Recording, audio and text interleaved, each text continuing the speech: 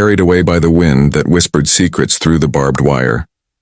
No one outside knew what those screams meant, but inside the walls of Ravensbrück, every woman did.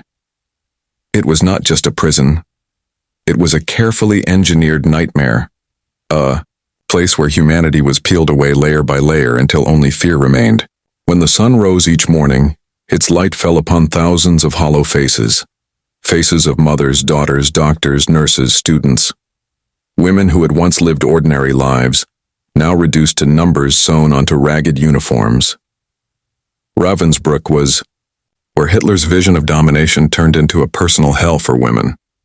When the first prisoners arrived in 1939, they thought it was a mistake. The Nazis told them it was a re-education camp. The gates looked deceptively calm compared to the chaos of the war outside. There were flowers near the commandant's villa and neat rows of barracks beyond the main square. But the illusion died quickly. Within hours, the new arrivals were stripped, shaved, and beaten into submission. They learned to stand still for roll calls that lasted hours in freezing rain, to bow their heads before female guards who wielded whips like extensions of their own cruelty. The women were no longer called by name but by number. Their pasts, their dignity, their humanity, all erased. Among the first prisoners was a Polish schoolteacher named Helena, who had been arrested for distributing leaflets denouncing Nazi occupation. She remembered the moment the train doors opened and the smell of burning flesh met her nose. Her heart sank, but she whispered to the woman beside her, "We will survive this. They cannot kill our souls." Helena's words became a fragile thread of hope for many, but in Ravensbrück even hope was dangerous. Guards punished women for smiling, for whispering prayers, for helping one another. Compassion itself was an act of rebellion. The camp grew rapidly. By 1942, tens of thousands of women from across Europe had been sent there. Jews, Poles, Russians, French resistance fighters, even German women who refused to conform. Many were highly educated, doctors, professors, artists, nurses. The Nazis believed breaking intelligent women would send a message to all of Europe, that resistance was futile. Yet, paradoxically, their intelligence became their shield. They organized secret lessons, shared smuggled scraps of paper, and created an underground network that passed information to the outside world. In the darkest corners of the barracks, they built something the Nazis could never destroy: solidarity. But for every act of courage, there was unimaginable suffering. Food was scarce, just watery soup and a crust of bread. Disease spread faster than whispers. Lice, typhus, dysentery, all thrived in the filth. The weak were sent to the infirmary, a place that was supposed to heal but instead became a chamber of horror. There, Nazi doctors performed experiments on living women in the name of science. They cut open legs, inserted glass, dirt, or bacteria into wounds, and tested new drugs and surgical procedures. Many died screaming, their bodies discarded like trash. Those who survived limped forever, both in body and soul. One of those women was Natalia, a young Russian medical student. She had volunteered to treat the sick when the experiments began, thinking she could ease their pain. What she witnessed shattered her. The doctors, calm, educated men, cut into her patients while discussing dinner plans.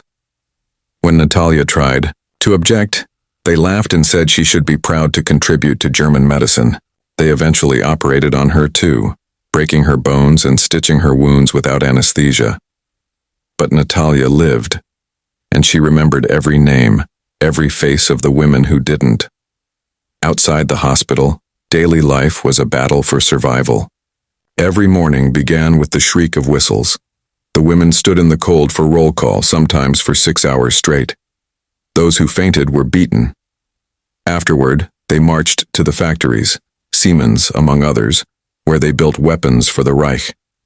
They worked 16-hour days, assembling parts with trembling hands, all under the watch of guards who enjoyed their power too much.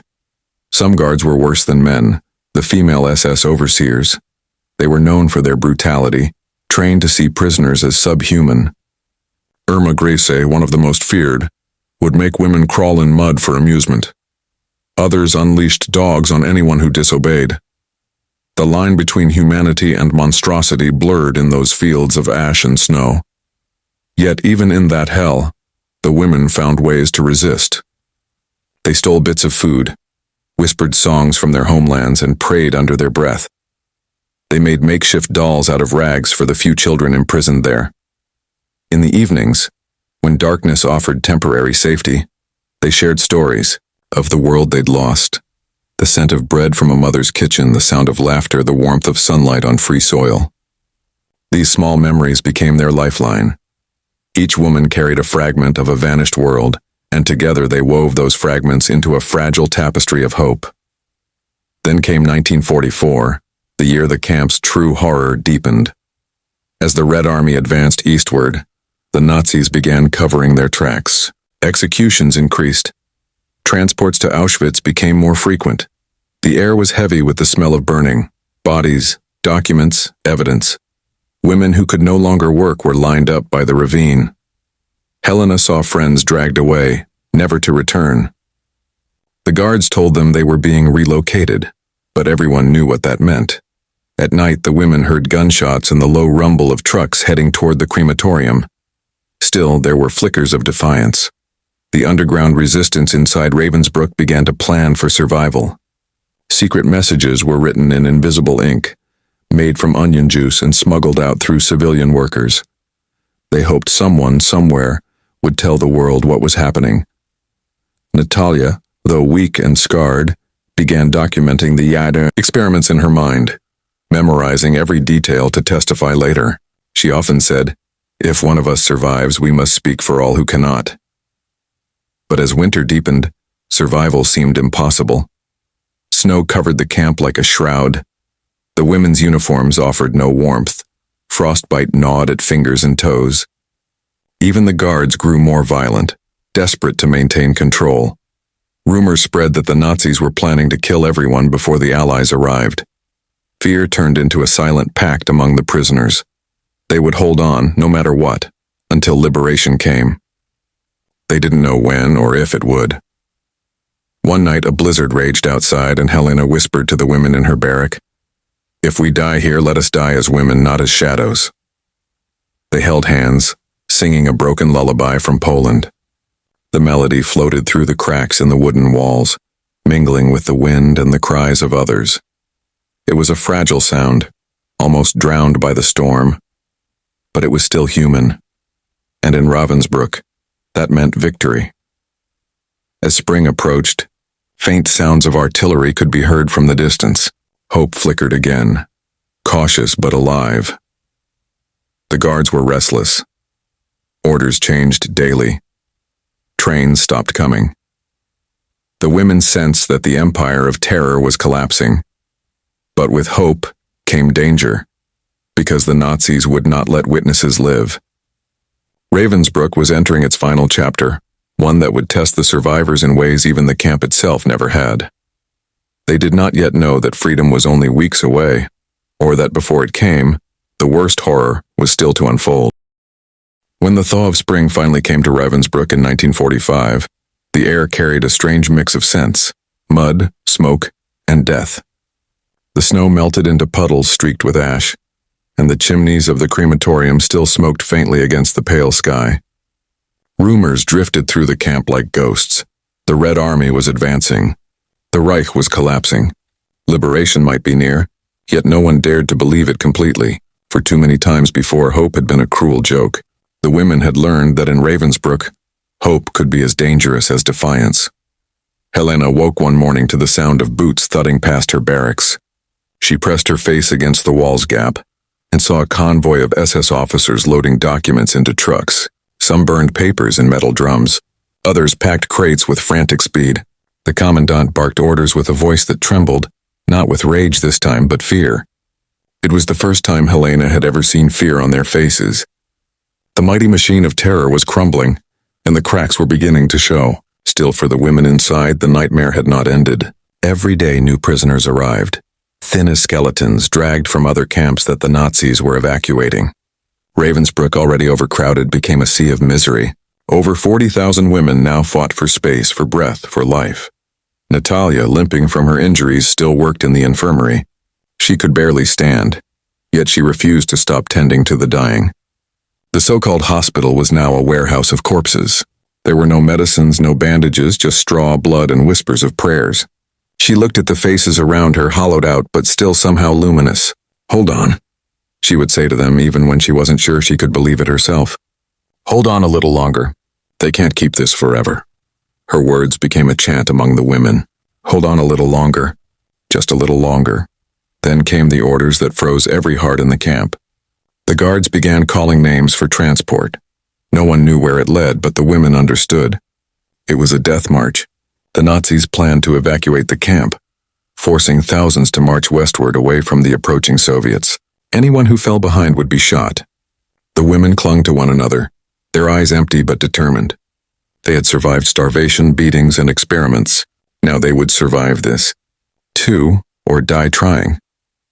The first columns left in early April. Helena and Natalia watched from behind the barracks as hundreds of women stumbled through the gates, escorted by armed SS guards. Snowflakes still lingered in the air, melting as they touched the mud. Some prisoners carried each other, refusing to let the weak fall. Others left behind friends who were too ill to move. The sound of boots and sobs faded into the distance, swallowed by the forest. Inside the camp, silence settled like dust. Those who remained knew their turn might come next. But amid the despair, something extraordinary began to happen. The underground resistance inside Ravensbrück, the secret network of women who had been risking their lives for years, decided to act. They knew the Nazis were destroying evidence of their crimes, and they couldn't let the world forget what had happened there. Helena, Natalia, and a few others began hiding documents, prisoner lists, notes about the medical experiments, scraps of paper with names and dates written in trembling hands. They buried them under floorboards, stuffed them into walls, and even sewed some into the linings of their clothes. "The world must know," Helena said, her voice low but fierce. "If we die, these papers must live." The days blurred together as the camp disintegrated into chaos. Guards deserted their posts. Supplies stopped arriving. Some women ventured near the fences and found them unguarded for moments at a time. A few escaped into the woods, though most were too weak to run. The prisoners who remained sensed the end approaching but didn't know whether it would bring freedom or massacre.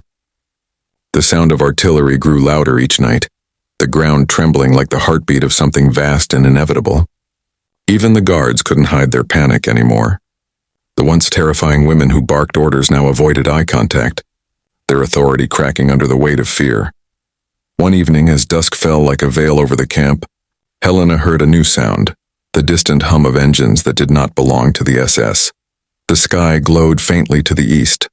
Some women began to cry softly, others to pray. "It's the Russians," whispered one voice. But the guards didn't let them rejoice. They gathered the remaining prisoners in the yard and shouted orders. They were to be moved immediately. "March!" screamed the commandant, his face twisted in fury and desperation.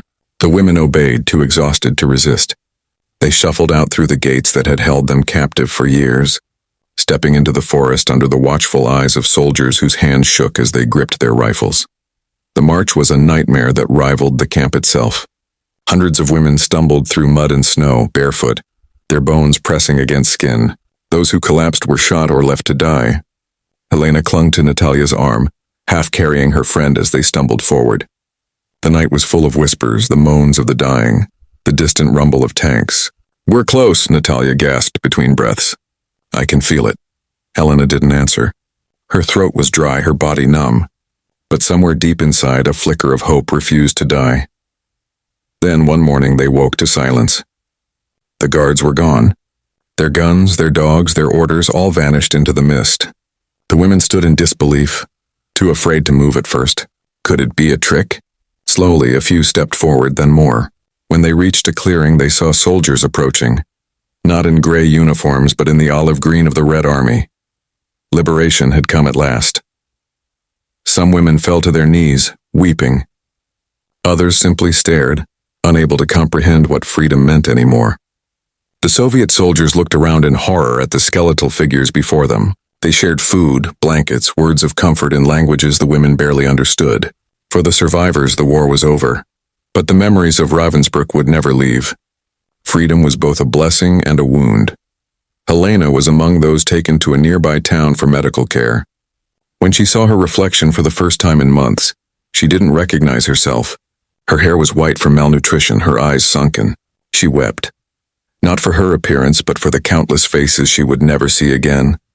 Natalia lay in the hospital beside her, whispering names like prayers. The women who had died on her table, the friends who had vanished into smoke. "We must tell the world," she said. "They won't believe us otherwise." Helena nodded. "Then we'll make them believe." In the months that followed, the survivors began to scatter across Europe, each carrying her own scars and memories. Many testified in war crimes trials, recounting what they had seen in the camp's laboratories and fields. The world listened, horrified, though some could not bear to believe such evil had existed. The names of the women who suffered in Ravensbrück began to emerge from the darkness. Polish teachers, French resistance fighters, Jewish mothers, German socialists. Their stories formed a mosaic of courage amid horror. But even as justice was sought, true healing proved impossible. Helena returned to Poland, but the country she knew was gone. The streets were ruins, her family vanished. She spent her days teaching children who had grown up in war, telling them never to forget what hate can do. At night, she would light a candle by the window and whisper the names of her lost sisters. Natalia, too, survived, though her body was broken beyond repair. She became a doctor in post-war Russia, dedicating her life to treating the sick and wounded. Yet every time she touched a patient's hand, she remembered the cold metal tables of Ravensbrück. She never married, never had children. "My children," she once said, "are the women who died there. I live for them." Years later, when journalists and historians began documenting the Holocaust, Ravensbrück was often overlooked. It wasn't a death camp like Auschwitz. It was a women's camp, a detail that somehow made it less visible in the eyes of history. But those who had been there knew the truth. It was a place built to break women, and yet it had also revealed the strength of women beyond measure. They had been beaten, mutilated, starved, and yet they had sung songs in the dark. They had comforted strangers, shared the last crumbs of bread, risked death to save one another. In a world designed to erase them, they had refused to disappear. Helena visited the site of Ravensbrück many years later, when the barbed wire had rusted and the watchtowers stood empty. Grass grew over the foundations of the barracks and silence hung heavy in the air. She walked slowly, her cane tapping against the gravel. The lake shimmered nearby, deceptively peaceful.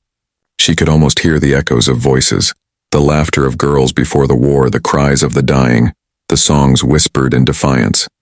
She knelt by a small memorial stone and laid a single flower there. "We survived," she whispered, "but they must never be forgotten." The wind picked up, carrying her words across the empty field. Somewhere, she imagined, the spirits of the women who had perished were listening. Perhaps they smiled, knowing that their suffering had not been in vain. For in the end, the women of Ravensbrück had achieved something their captors never could. They had kept their humanity.